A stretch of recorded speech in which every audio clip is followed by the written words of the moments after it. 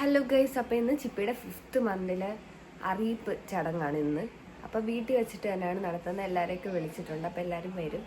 പിന്നെ ഇപ്പോൾ വിഷ്ണുവിൻ്റെ വീട്ടിൽ നിന്ന് എല്ലാവരും ഇപ്പോൾ എത്തും. 8 മണിക്ക് ട്രെയിൻ എത്തിയിട്ടുണ്ടായിരിക്കും. അപ്പോൾ ഞങ്ങളിങ്ങനെ ഉറക്കടിക്കും.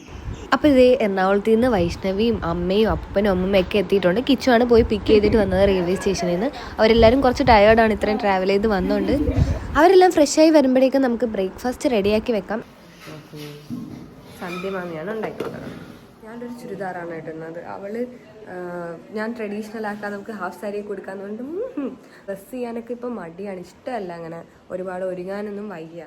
ആശേണ്ണി കിച്ചു രാവിലെ തൊട്ടേ ഫുൾ ഓട്ടോ ആയിരുന്നു. ഞാൻ ചാവി എടുത്തില്ല. അയ്യോ, 2 കുരുത്തം കെട്ട സാധനങ്ങൾ. ഇതൊരെണ്ണം, ഇതാ വരുന്നതിനെണ്ണം. എന്താ മീശയൊക്കെ നരച്ച് കിട്ടിയില്ലേ.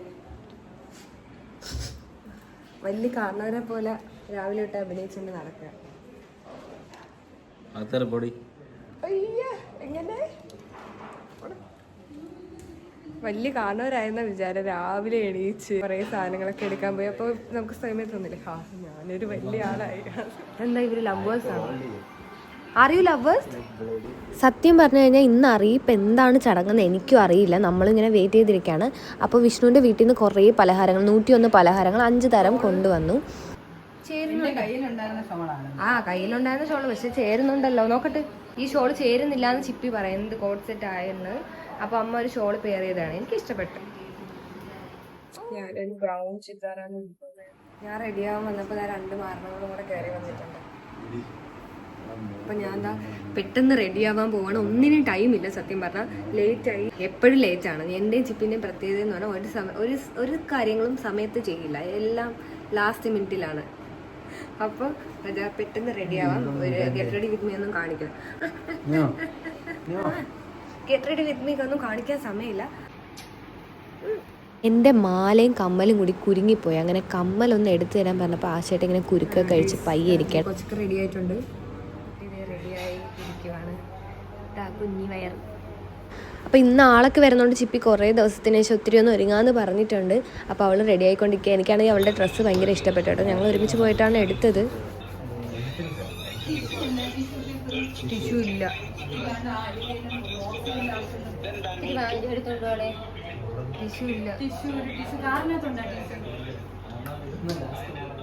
പുറത്ത് ആളൊക്കെ വന്നു തുടങ്ങിയപ്പോൾ ബഹളമൊക്കെയാണ്. എനിക്കറിയില്ല ഇനി വോയിസ് ഒക്കെ എത്രത്തോളം ക്ലിയർ ആയിട്ട് കേൾക്കാൻ പറ്റുമെന്ന്.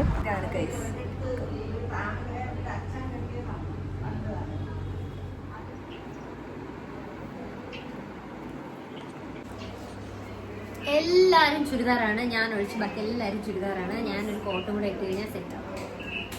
നിങ്ങൾ കഴിച്ചു തരുതാ? അപ്പോൾ എല്ലാവരും എത്തി തുടങ്ങി. അമ്മയും ആശേൻ്റെ ചേച്ചിയൊക്കെ വന്നിട്ടുണ്ട്.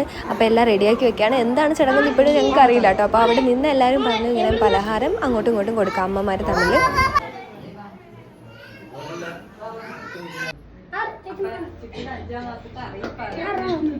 അറിയിപ്പെന്ന് പറയുമ്പോൾ അവൾക്ക് അങ്ങനെ റോളില്ല. വിഷ്ണുവിൻ്റെ വീട്ടിൽ നിന്ന് പലഹാരം കൊണ്ടുവന്ന് നമുക്ക് വരുന്നതാണ്.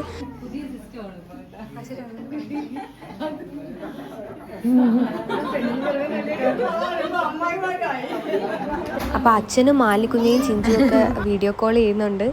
ഗൾഫിലായ ഇതാണ്, നമുക്ക് പരിപാടികളിലൊന്നും പങ്കെടുക്കാൻ പറ്റില്ല.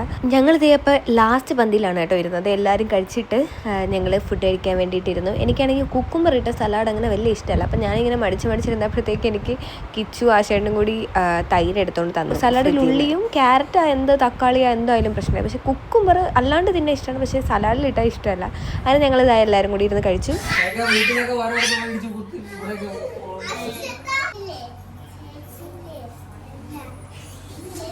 ഇതാണ് നമ്മുടെ കസിൻസ് പടം. ഞാനും ചിപ്പിയാണ് ഏറ്റവും വലുതെന്ന് പറഞ്ഞല്ലോ. ഞങ്ങളാണ് എൽഡർ.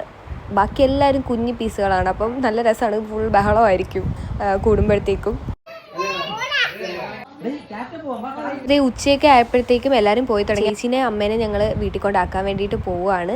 80 പേരോളൊക്കെ ഉണ്ടായിരുന്നു. അങ്ങനെ ഫുഡൊക്കെ ഏകദേശം കഴിഞ്ഞായിരുന്നു. അപ്പോൾ രാത്രിത്തേക്ക് ഞങ്ങൾ വീണ്ടും ചിക്കൻ വാങ്ങിയിട്ട് ചിക്കൻ കറിയും ഇടിയപ്പം കൂടി ആക്കാമെന്ന് വെച്ച്. സന്ധ്യമാമിയാണ് കേട്ടോ ചിക്കൻ കറി വെക്കുന്നത്. ഇന്ന് അമ്മ കുറച്ച് റെസ്റ്റിലാണ്, കാരണം തളർന്നു. അമ്മ ഇത്രയും പേരെ വന്ന് മിണ്ടി അങ്ങോട്ടും ഇങ്ങോട്ട് അങ്ങനെ. അപ്പോൾ സന്ധ്യമാമി ഒരു കുക്കിംഗ് സ്പെഷ്യലിസ്റ്റ് ആണ്. അവന്മാരവിടെ ക്രിക്കറ്റ് കണ്ട് തകർക്കുകയാണ്. ഞങ്ങളങ്ങനെ കാണാറില്ല. അപ്പോൾ ഞങ്ങൾ ഫുഡ് അടിയാണ്.